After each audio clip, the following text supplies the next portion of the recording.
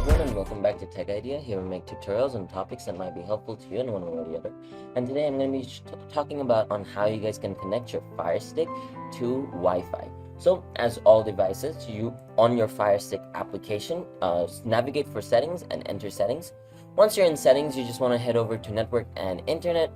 From there, you want to go to your Wi-Fi, and then you want to turn Wi-Fi on. Now, after you turn Wi-Fi on, over there, there's going to be a list of available networks that you can connect to. Over here, as you can see, these are the available networks right here. Now, I'm only being able to show this to you on PC since I don't have a Fire Stick. I won't be able to show you guys that tutorial. But yeah, once you're on your Wi-Fi section, just select the Wi-Fi that you're connecting to. So for example, for me, this is my house Wi-Fi right here.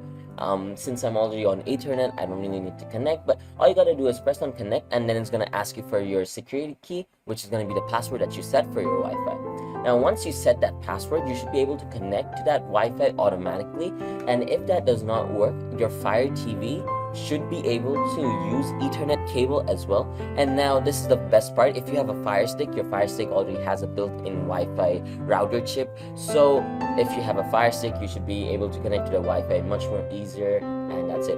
And one more thing, if you do not have a remote, don't worry, there's a Fire Stick application for your mobile phone, so your mobile phone can act as a remote for your Fire Stick TV. So I hope you found this video helpful. If you did, please drop a like, and if you want to see more videos like this in the future, don't forget to hit that subscribe button as well as that notification bell. Thank you so much for watching. Bye bye.